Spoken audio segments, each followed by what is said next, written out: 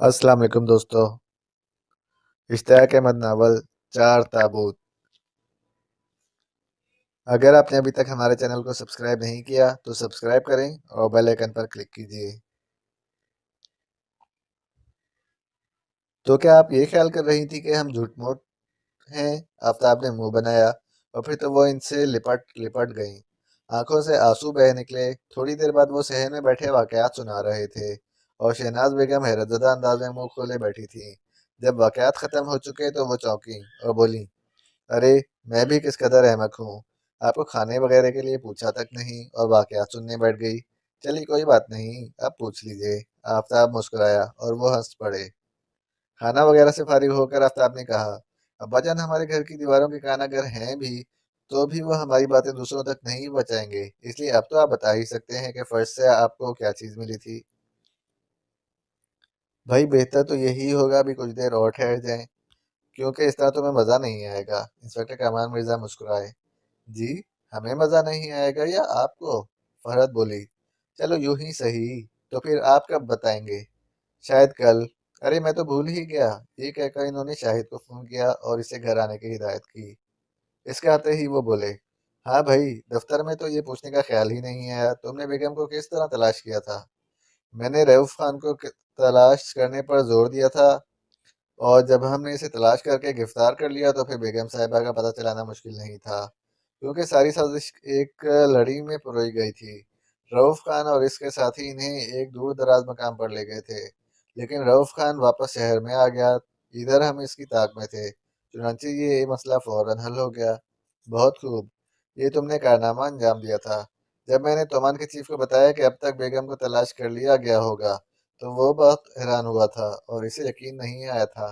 लेकिन अब्बाजान, अंकल शाहिद को किस तरह मालूम हो गया कि मुजरिमों ने अम्मी जान को अगवा कर लिया है? भाई ये तो बिल्कुल सामने की बात है। वो मुस्कुराए। जी, क्या मतलब? सामने की बात? लेकिन हमें तो सामने कोई बात भी नजर नहीं आ रही। इसने हैरान होकर कहा।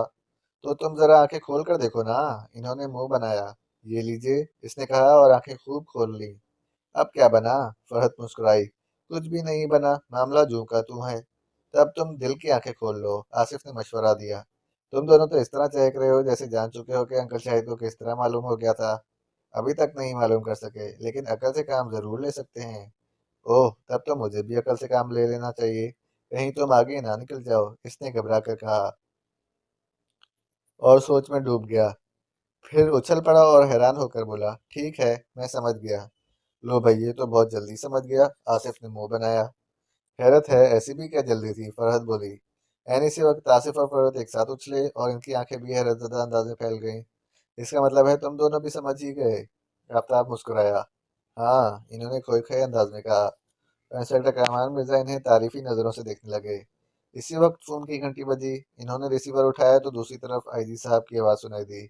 इंतजाम हो गया कामरान मिर्जा। लो भाई, इंतजाम हो गया, इन्होंने रिसीवर रखते हुए कहा। इंतजाम हो गया? लेकिन किस बात का? फरहत हैरान होकर बोली। मुजरिम की गिरफ्तारी का। अभी हमने इस केस का मुजरिम कब पकड़ा है? इंस्पेक्टर कामरान मिर्जा मुस्कुराए। लेकिन अंकल, इस केस का मुजरिम तो हमें इंचार्जा में छोड़ आए हैं। फहद हैरान होकर बोली। तो क्या हुआ? क्या हम फिर इन चाचा नहीं जा सकते? और क्या मुजरिम हमसे इंतकाम लेने के लिए यहाँ नहीं आ सकता? इंतकाम किस बात का? आसिफ ने पूछा। इस बात का कि हमने अकल से काम लेकर इसका मंसूबा क्यों नाकाम बना दिया। वो बोले। तो क्या आपको फोन पर अभी अभी यही इत्तला मिली है कि मुजरिम हमारे मुल्क में आ पहुंचा है? नहीं, ये इत्तला तो नहीं मिली।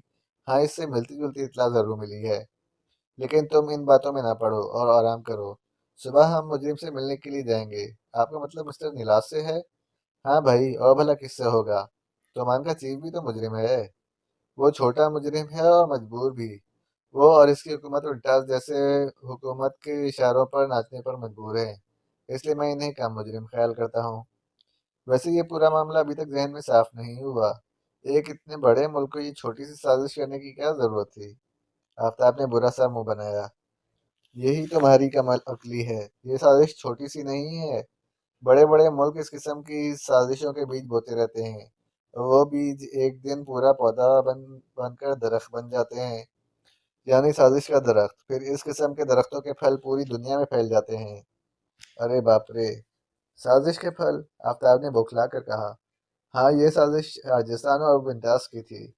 اعلی کار تومان کو بنایا گیا۔